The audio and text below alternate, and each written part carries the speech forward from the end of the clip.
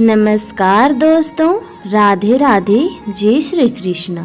आज हम सुनने जा रहे हैं ज्येष्ठ मास महात्म्य अध्याय 15। श्री वशिष्ठ जी ऋषि कहने लगे कि हे राजन, मैंने दत्तात्रेय जी द्वारा कहा जेठ मास महात्म्य कहा। अब जेठ मास के स्नान का फल सुनो।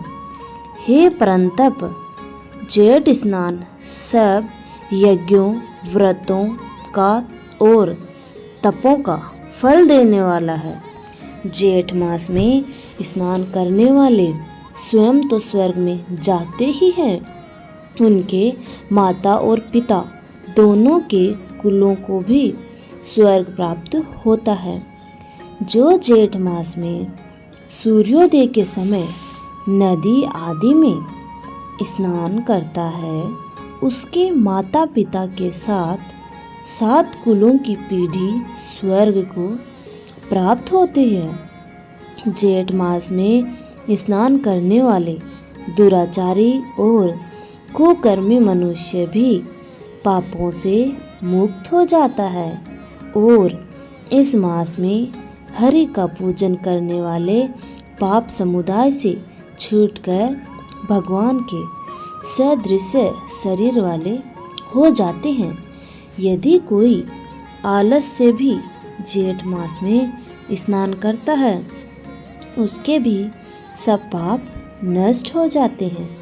जैसे गंधर्व कन्याएं राजा के श्राप से भयंकर कल को भोगती हुई लोमस ऋषि के वचन में जेठ में स्नान करने से पापों से छूट गई। यह वार्ता सुनकर राजा दिलीप विनय से पूछने लगा कि गुरुदेव, ये कन्याएं किसकी थी?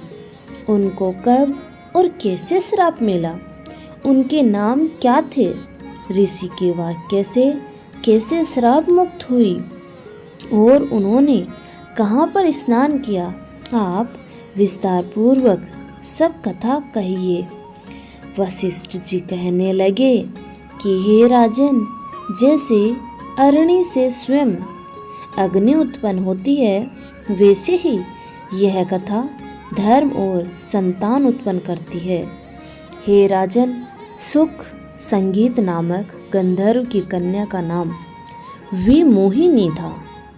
सुशीला तथा स्वर देवी की सुम्बरा, चंद्रकथा की सुतारा तथा सुप्रभा की कन्या चंद्रका, ये 5 सब समान आयु वाली तथा चंद्रमा के समान कांति वाली और सुंदर थी। जैसे रात्रि को चंद्रमा शोभायमान होता है, वैसे ही पुष्प की कलियों के समान खिली हुई यह अप्सराएं थी। ऊंचे पयोधर वाली पद्मनी, वैशाख मास की कामिनी, यौवन दिखाती हुई नवीन पत्तों वाली लता के सदृश गोरे रंग, सोने के सदृश चमकती हुई और सोने के अलंकारों से सुशोभित सुंदर वस्त्र धारण किए हुए, अनेक प्रकार के गाने और वीणा अथवा बांसुरी तथा दूसरे बाजे बजाने में प्रवीण और ताल, स्वर तथा नृत्य कला में निपुण थी। इस प्रकार वे कन्याएं क्रीड़ा किया करती हुई कुबेर के स्थान में विचरित थी। एक समय कौतुकवश जेठ मास में एक वन से दूसरे वन में विचरती हुई मंदिर के पुष्प तोड़कर सरोवर पर गौरी पूजा के लिए गई। स्वच्छ जल के सरोवर में स्नान करके वस्त्र धारण कर, मौन हो बालू मिट्टी की गौरी बनाकर चंदन, कपूर, कुमकुम और सुंदर कमलों से उपचार सहित पूजन करके ये 5 कन्याएं ताल नृत्य करने लगी। फिर ऊंचे गांधार स्वर में सुंदर गीत गाने लगी। जब ये कन्याएं नाचने और गाने में लीन थी, तो उस समय अच्छोद नामक उत्तम तीर्थ में वेद निधि नाम के मुनि के पुत्र अग्निप्य ऋषि स्नान को गए।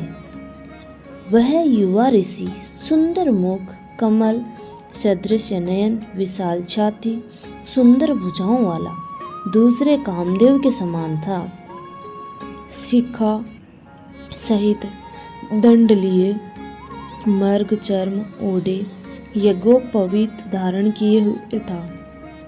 उसको देखकर पांचों कन्याएं मुग्ध हो गई और उसका रूप व यौवन देखकर कामदेव से पीड़ित हो देखो देखो ऐसा कहती हुई उस ब्राह्मण के चित्त में कामदेव का डर उत्पन्न करने लगी और आपस में विचार करने लगी कि यह कौन है।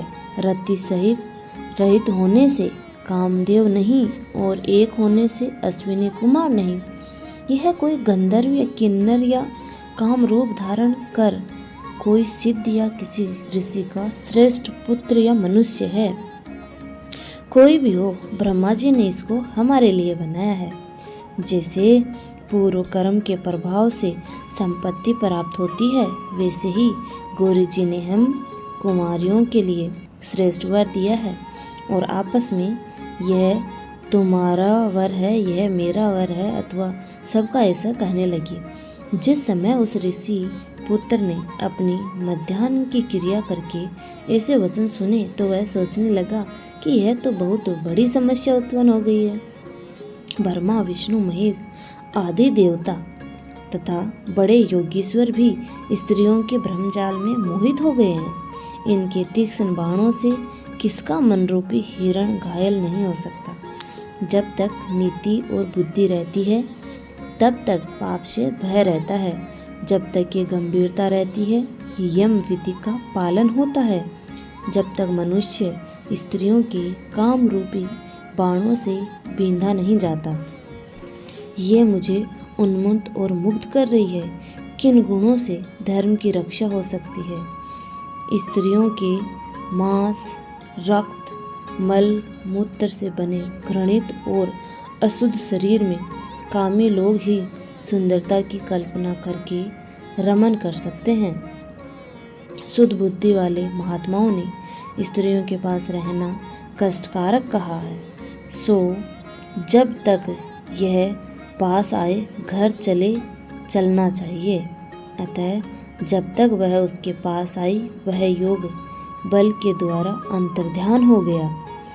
ऋषि पुत्र के ऐसे अद्भुत कर्म देखकर वह चकित होकर डरी हुई चारों ओर देखने लगी और आपस में कहने लगी कि यह क्या इंद्रजाल था जो देखते ही देखते विलीन हो गया। और वह विरह की अग्नि में जलने लगी और कहने लगी कि हे कांत, तुम हमको छोड़कर कहाँ चले गए। क्या तुमको ब्रह्मा ने हमको विरह रूपी अग्नि में जलाने के लिए बनाया था। क्या तुम्हारा चित्त दया रहित है जो हमारा चित्त दुखाकर चले गए। क्या तुमको हमारा विश्वास नहीं। क्या तुम कोई मायावी हो। बिना किसी अपराध के हम लोगों पर क्यों क्रोध करते हो।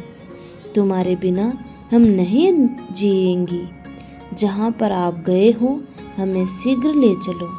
हमारा संताप हरो और हमें दर्शन दो। सज्जन लोग किसी का नाश नहीं देखते। धन्यवाद दोस्तों, यहाँ तक बने रहने के लिए। ऐसे ही आगे के अध्याय सुनने के लिए आप हमारे साथ बने रहें। आपको अगर हमारी दी हुई जानकारी पसंद आती है तो आप हमारे चैनल को लाइक, शेयर एंड सब्सक्राइब करना ना भूलें और कमेंट में राधे राधे जय श्री कृष्णा जरूर लिखें। धन्यवाद।